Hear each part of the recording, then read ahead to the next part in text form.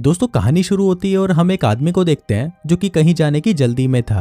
वो एयरपोर्ट पर फ्लाइट की टिकट लेने जाता है लेकिन उसे टिकट नहीं मिलती। इसके बाद जब वो वहां से जा रहा होता है तो उसे वहां पर एक फैमिली दिखाई देती है जो कि छुट्टियां मनाने कहीं पर जा रही थी।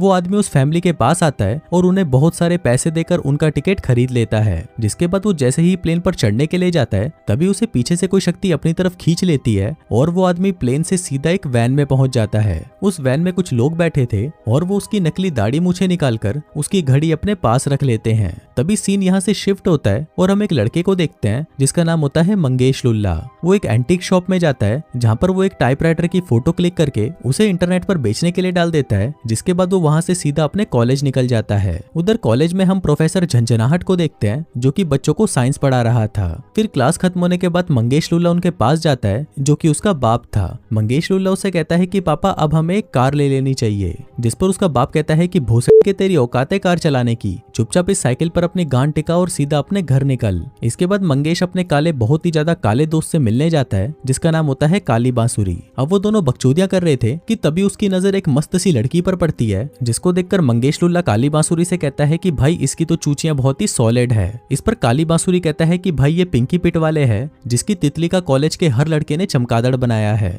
मंगेश लुल्ला कहता है कि फिर तो मैं भी चमगादड़ बनाऊंगा और वो उससे बात करने के लिए उसके पास जाने लगता है। लेकिन पिंकी पिट वाले उसे कहती है कि बावली चला जाए यहाँ से, तेरी लुल्ली लेने से अच्छा तो मैं यहाँ से गिरकर मर जाऊं।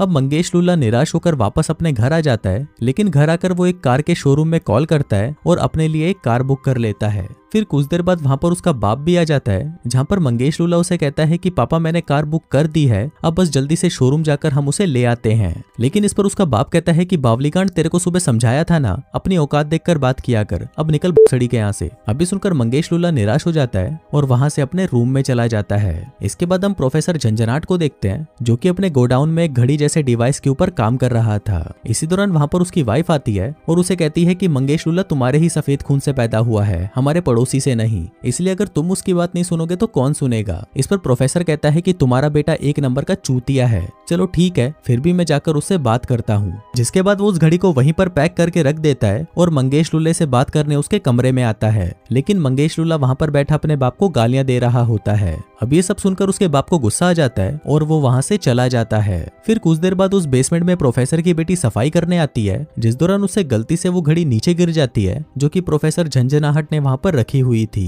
फिर कुछ देर बाद उसकी मां प्रोफेसर का गिरा हुआ सामान उठाकर ऊपर ले आती है। इस दौरान मंगेश लुल्ला उस सामान में से उस घड़ी को देख लेता है और उसे उठाकर अपने पास रख लेता है। इसके बाद वो अपने दोस्त काली बांसुरी के साथ कॉलेज जाता है लेकिन वहां पर कुछ निब्बे आते हैं और काली बांसुरी को डामर का टुकड़ा बोलकर चिढ़ाने लगते हैं। वहीं पास में से पिंकी पिट वाले भी गुजर रही थी और तभी वो दोनों निब्बे उसके पास जाकर पूछते हैं कि हमारे घोड़े की सवारी करोगी। लेकिन ये सुनकर पिंकी पिट वाले की सटक जाती है और वो उनमें से एक के मुंह पर कॉफी फेंक कर वहां से चली जाती है। तभी वो लोग गुस्से में मंगेश लुल्ले को ही लपेट लेते हैं और उसे धक्का देकर वहां से चले जाते हैं। अब मंगेश को देखकर पिंकी पिट वाले उसकी मदद करने उसके पास आती है जिसके बाद वो दोनों आपस में बातें करने लगते हैं। मंगेश कहता है कि मेरी लुल्ली छोटी तो है लेकिन मेरे अंदर का स्टेमिना बहुत ज्यादा है। अब ये सुनकर पिंकी पिट वाले उससे इंप्रेस हो जाती है और उसे अपना एड्रेस देकर कहती है कि यहाँ पर मेरी बजाने के लिए आज दोपहर को पहुंच जाना। फिर दोपहर होते ही मंगेश लुल्ला बहुत ही एक्साइटमेंट में पिंकी पिट वाले के घर पहुंचता है और सोचता है कि आज तो मैं उसकी पीछे से लूंगा। लेकिन वही पिंकी पिट वाले उससे अपने घर का काम करवाने लगती है और कचरा उठवाती है। फिर पिंकी पिट वाले मंगेश लुल्ले से पूछती है कि टाइम क्या हुआ है, तो मंगेश अपनी जेब में से वो घड़ी निकालता है और उसे टाइम बताता है।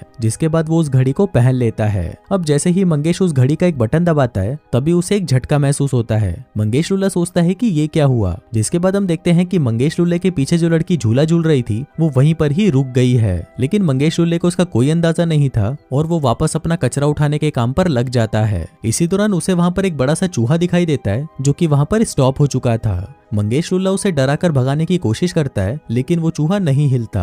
जिसके बाद मंगेश उसे उठाकर पिंकी को दिखाने के लिए उसके घर के अंदर ले आता है। लेकिन अंदर आकर वो देखता है कि वहां पर पिंकी पिट वाले एकदम फ्रीज हो चुकी है और ये सब ऐसा लग रहा था कि समय अचानक रुक सा गया हो। लेकिन तभी चीजें वापस नॉर्मल हो जाती हैं और उस बड़े से चूहे को वहां पर देखकर पिंकी पिट वाले की फटकर 464 हो जाती है। मंगेश लुल्ला पिंकी पिट वाले से माफी मांगता है और कहता है कि वो चूहा तो मर चुका था। जिस पर पिंकी पिट वाले उसे कहती है कि के फिर वो जिंदा कैसे हो गया।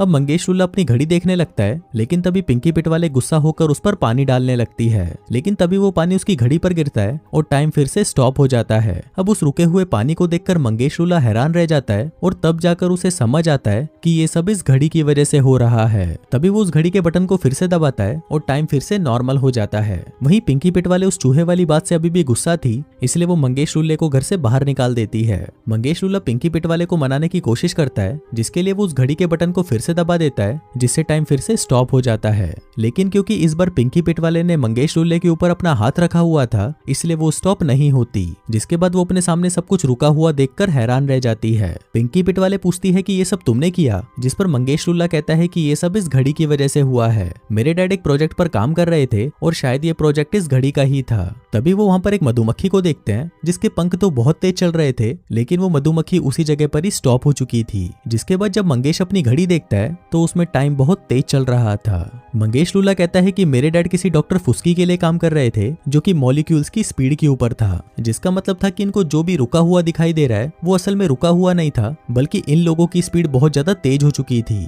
दोस्तों, वैसे ही जैसे फ्लैश भागता है तो उसे सब कुछ रुका हुआ या फिर स्लो दिखाई देता है। इसके बाद वो दोनों घर से बाहर निकल जाते हैं और टाइम को स्लो करके मजे करने लगते हैं। वो एक कुत्ते को उठाते हैं जो कि मूत रहा था और उसे उठाकर एक कार में रख देते हैं। इसी तरह कॉलेज के जो लड़के उसे परेशान किया करते थे वो उनके पेंट स्प्रे के कैन पर होल कर देते हैं, जिसके बाद वो सभी की लोकेशन को चेंज करके उनके मूवमेंट को बदल देते हैं। फिर जैसे ही वो टाइम को वापस नॉर्मल करते हैं तो ये सब होता है। फिर ऐसे ही मजे करने के बाद शाम को मंगेश लुल्ला पिंकी पिट वाले को उसके घर छोड़ने जाता है, जहाँ पर अंदर जाने से पहले वो दोनों एक दूसरे को दबाकर चूसते हैं। इसके बाद मंगेश टाइम को फिर से स्लो कर देता है और बकचोदिया करते करते अपने घर पहुंचता है, लेकिन घर के अंदर जाने से पहले उसे महसूस होता है कि घर के अंदर कोई पहले से ही है।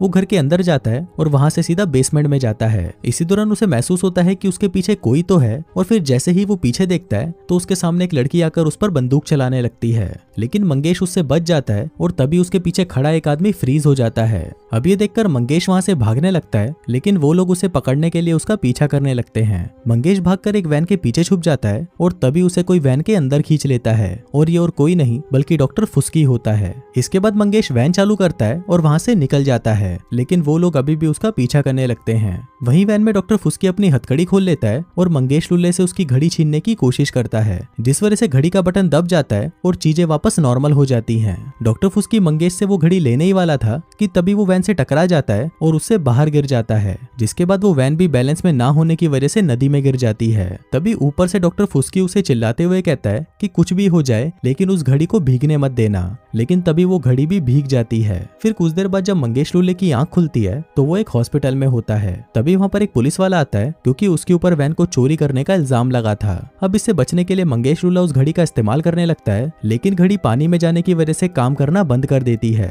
फिर वो हॉस्पिटल की खिड़की से बाहर देखता है तो वहाँ पर वो लोग भी पहुंच चुके थे जो कि उसके पीछे पड़े थे। अब उसको देखकर वो जल्दी से वॉशरूम में जाता है और घड़ी को सुखाने की कोशिश करता है, लेकिन इसके बाद भी वो घड़ी चालू नहीं होती। अब वो लोग मंगेश को पकड़ने के लिए हॉस्पिटल के अंदर आ जाते हैं कि तभी टाइम वापस स्लो हो जाता है, लेकिन उन लोगों पर इसका कोई असर नहीं होता और वो लोग मंगेश लुल्ले को वहां पर ढूंढने लगते हैं। लेकिन मंगेश लुल्ला वहां पर पुलिस यूनिफॉर्म पहनकर उनको चकमा दे देता है और बाहर आकर टाइम को वापस नॉर्मल कर देता है। उधर हम उन लोगों के लीडर झपट्टा कुमार को देखते हैं, जो कि अपने आदमियों से कहता है कि भेड़ के लोगों, तुम लोगों से एक बच्चे को पकड़ा नहीं जाता। जिसके बाद वो अपने लोगों को वापस बुला लेता है, क्योंकि अब उसका प्लान मंगेश लुल्ले के बाप को पकड़ना था। इसके बाद मंगेश पिंकी पिट वाले के घर पहुंचता है और उसे सब कुछ बता देता है कि कुछ लोग मेरा पीछा कर रहे हैं और वो मुझे मारना चाहते हैं, इसलिए मुझे जल्दी से जाकर अपने बाप से मिलना होगा। अब ये सुनकर पिंकी पिट वाले उसे अपनी कार की चाबी देती है और कहती है कि मैं तुम्हारी मदद करने के लिए तुम्हारे साथ चलूंगी। अब वो लोग जैसे ही मंगेश के बाप को लेने उसके होटल पहुंचते हैं, तभी उस होटल में पहले से ही झपट्टा कुमार पहुंच जाता है और प्रोफेसर झंझनाहट को किडनैप कर लेता है।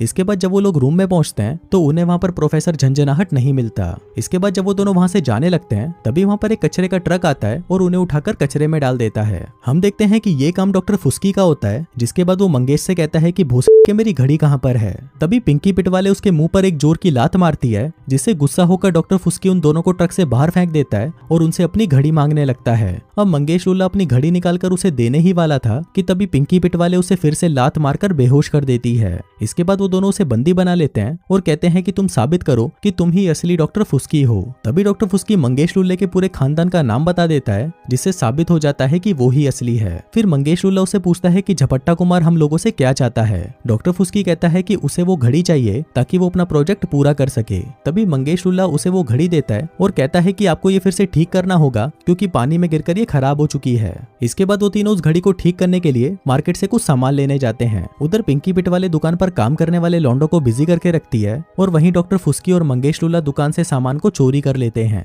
जिसके बाद वो लोग एक जगह पर छुपकर उस घड़ी को वापस ठीक कर देते हैं। फिर वो तीनों झपट्टा कुमार की लैब में चुपचाप घुस जाते हैं, लेकिन डॉक्टर फुस्की अंदर जाने से मना कर देता है और कहता है कि वो लोग मुझे फिर से पकड़ लेंगे, इसलिए यहाँ से तुम ही लोग जाओ। लेकिन इस पर मंगेश लुल्ला कहता है कि बोस के तेरी वजह से ही हम लोग इस सिचुएशन में फंसे हुए हैं, इसलिए तेरे को तो साथ चलना ही होगा। लेकिन डॉक्टर फुस्की एक नंबर का ढीठ आदमी था और इतना सुनने के बाद भी वो अंदर जाने से मना कर देता है। अब उन लोगों के पास और कोई रास्ता नहीं था, इसलिए उन दोनों को ही अकेले अंदर जाना पड़ता है। उधर झपट्टा कुमार के लोग उनको पकड़ने के लिए उनके पीछे आते हैं, लेकिन वो दोनों उन पर नाइट्रोजन गन से हमला करके उनको फ्रीज कर देते हैं। इसके बाद मंगेश लुल्ला उनसे बचते हुए अपने बाप को बचाने के लिए उसके पास जाने की कोशिश करता है, लेकिन तभी वहां पर झपट्टा कुमार के आदमी आ जाते हैं और वो उसे फ्रीज कर देते हैं। जिसके बाद झपट्टा कुमार मंगेश लुल्ले से उसकी घड़ी छीन लेता है। इसके बाद जब वो लोग मंगेश लुल्ले को उसके बाप के पास लेके जाते हैं तो मंगेश देखता है कि उसका बाप उस टाइम लूप में काम करते करते बूढ़ा हो चुका है। मंगेश लुल्ला अपने बाप से मिलता है, जहाँ पर उसका बाप उसी पर ही गुस्सा करने लगता है कि बोस के तू यहाँ पर आया ही क्यों। वहीं दूसरी तरफ हम दलाल को देखते हैं जो कि झपट्टा कुमार से उसका वो प्रोजेक्ट खरीदने आया था, लेकिन झपट्टा कुमार उसे अभी अंदर आने से मना कर देता है क्योंकि उसका प्रोजेक्ट अभी तक पूरा नहीं हुआ था। लेकिन दलाल ऐसे कैसे मानने वाला था और वो अपने लोगों के साथ लैब की दीवार तोड़कर अंदर घुसने की कोशिश करता है, लेकिन वो ऐसा नहीं कर पाता।